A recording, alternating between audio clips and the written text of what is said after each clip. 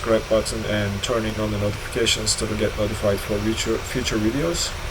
This actually helps a lot to the channel and also helps with the YouTube algorithm to make this video reach to all the other flight sim enthusiasts.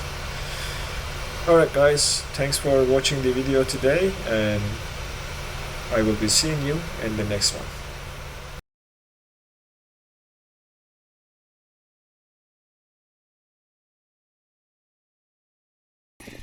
Yes, that's it. The part 5 of this tutorial. Thanks to ci6lg as well for the full comprehensive cold and dark startup for Boeing 737-800. Thank you for watching.